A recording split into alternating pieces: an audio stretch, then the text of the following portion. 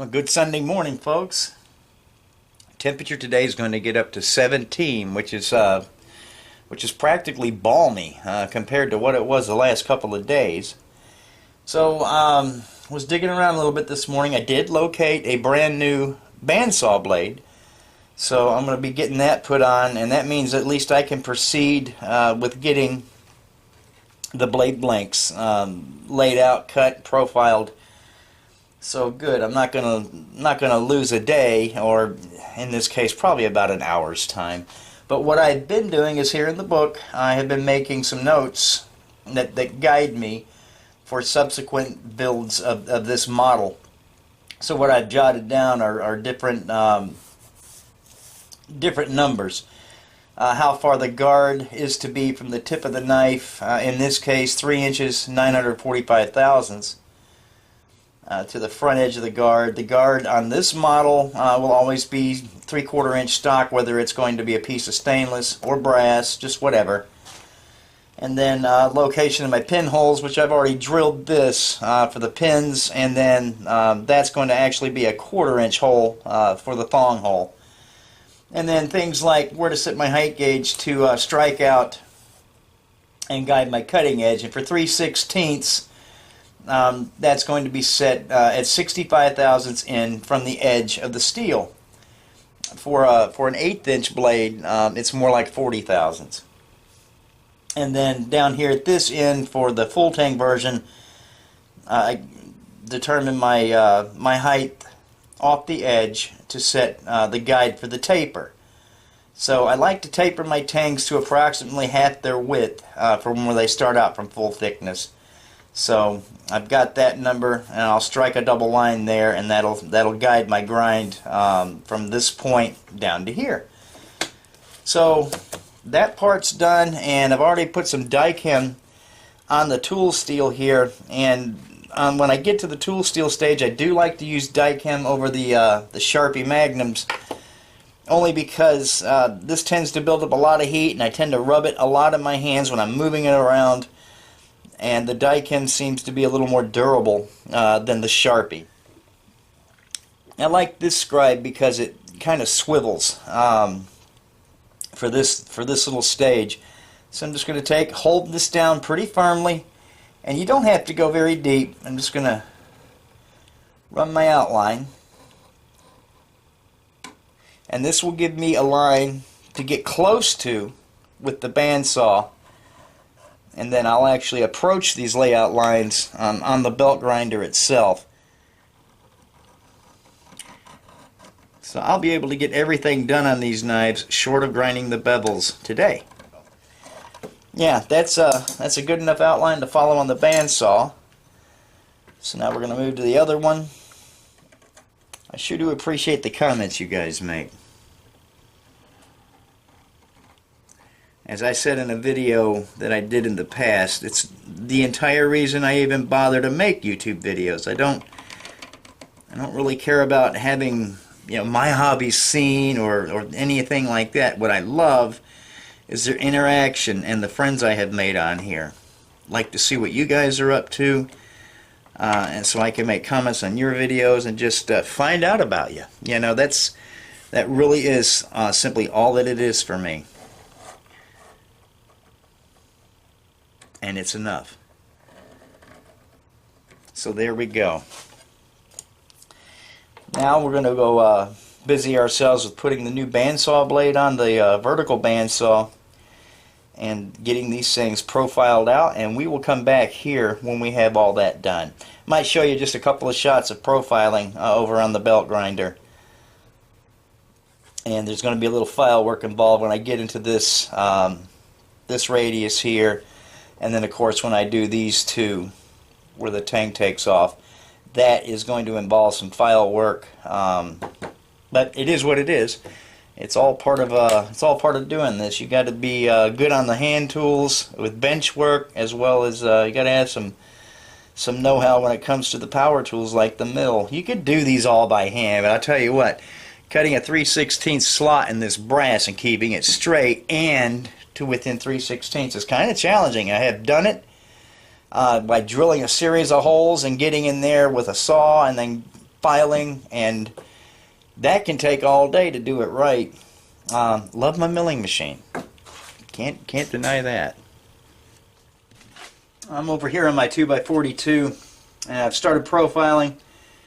I just want to show you a little bit of how I do this, and I'm working inside the finger groove right now.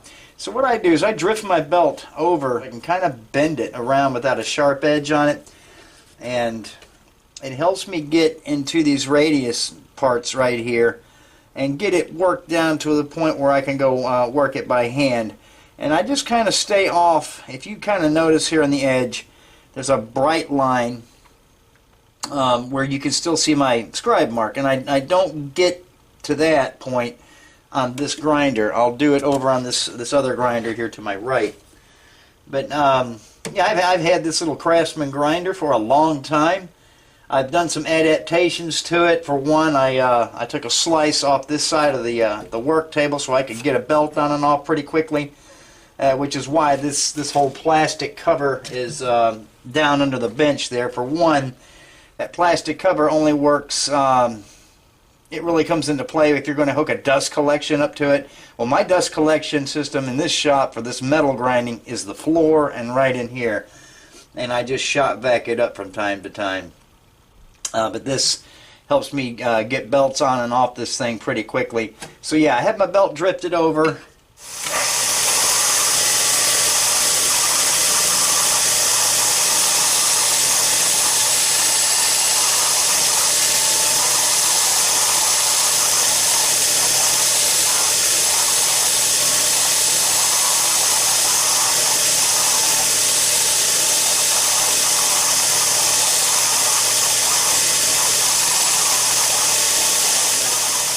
Plus the side of this belt is fairly well used, so all I'm going to do is flip my belt around on this machine so I can get on the left hand side of the platen and get the other part of that radius worked in, and then I'm just going to carry it over to the other side of the shop where I have a very simple spindle sander set up, and that's going to help me dress down to my layout line.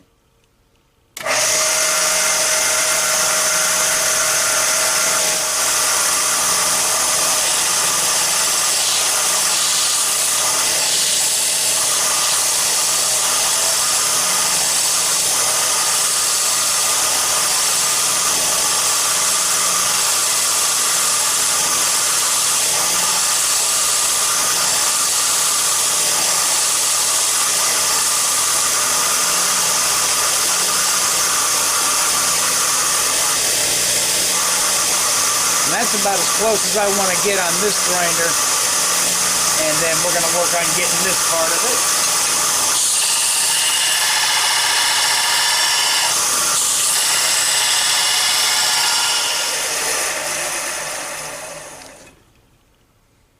it. And that's about what I want to get right there. I'll pull out and get close so you guys can see. But yeah, I have layout line that's visible still all the way around the perimeter, and I'll put it on this belt grinder here with a, I'll get into it close with, this is a 100 grit belt, and I'll probably go to a 120. And what you do is you just start working this and watching that little bright edge until it winks out. And once it does, you stop. That's when you're down to layout. Not that it's that critical, but it's just about trying to be as consistent as you can in the shop when you're working off of a pattern. So yeah, there's some hand file work to do here, and I'm going to take my machinist square and make sure these shoulders are square, because the only thing that's going to mate to those is going to be the antler, but it's going to be cut squarely. So yeah, we're just about done with this one, and about the only thing there is left to do is to grind the bevels, but that's not going to be until we get some decent 80 grits in the mail. Alright, we have our other blade blank ground out. Got it all profiled, cleaned up just a little bit, and just to show you, 187 thousandths, 187 and a half. Which with knife making I don't really deal with half thousandths. It's 3/16, 187 and a half, and this is measuring out to 190 thousandths. So that's 3 thousandths or so that we had to play with scaling. And I tell you, with my furnace, it has such a tight fitting door on it. Don't get a lot of decarburization inside the furnace. Now what happens is when it really gets exposed to oxygen, and the time it takes me to take it out of the furnace and into that oil, that's when most of the scaling occurs. And the oil scale doesn't get into the metal. It pops right off, kind of like flaking paint. So if I don't let this stuff linger in the oxygen too awful long, I don't lose much. And generally after I get it all cleaned up, it finishes out to right at 3/16. The next step that we can do, and really the last step that we can do before we actually grind our bevels, which we're not going to do yet, is transfer our holes. And I went ahead and drilled my holes where I want the pins to go.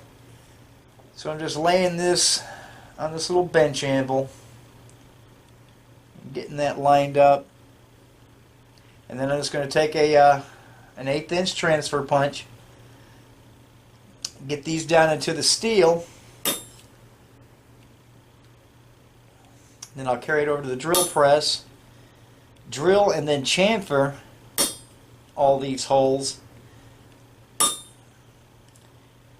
and I'm going to drill one more hole into this handle of this full tang knife than what you see laid out, and you'll see what that's for.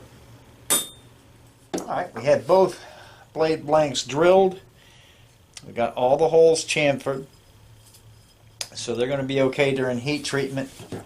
And I went up to a 3/16 hole for this hidden tang, just so I want a lot of epoxy to pass through and just kind of form, believe it or not, an epoxy type of rivet. It really does help, I think. And then I have my little notches filed, everything with a radius. So I don't believe that's going to slip out of our cavity we make in our antler handle. So I've done everything I could do, short of grinding the bevels. The only thing I haven't done that I could do is strike my lines, guiding my cutting edge, and I'll do that just before I start grinding when I get my belt. So that's where we're at for right now. And I'm going to, between now and then, I'll start looking this over and deciding on what section I want to get my slabs out of. And there is no good, safe way to power saw any of this stuff because it's so irregularly shaped. So I'll cut my chunk off with a PVC saw that I used when I plumbed. Does a good job cutting through this bone antler stuff. So we'll get that out, and then we'll slab it on the bandsaw and get us some nice scales. And then the hidden tang beam section over there, that's going to be simple. That's just a matter of picking the spot we want and slicing it off there. So we'll be doing that. Probably won't show you much of that. I'll show you the slabs after I get them roughed out and ready to shape. But yeah, from patterns to blanks, and I tell you, 3/16 makes a good solid feeling knife. Even with that tapered tang, you're going to have the weight of the brass guard. So yeah, that'll be a substantial knife. And then the hidden tang version, what I think I'm going to do on the end down here, I'm going to put what's called a pommel on that, and it serves as to kind of help you counterweight the blade, and also serves as an impact guard for the edge of this antler. It can chip. So we'll do a brass pommel to complete the end of that knife. So yeah, I'm looking forward to these. Gonna go clean my hands.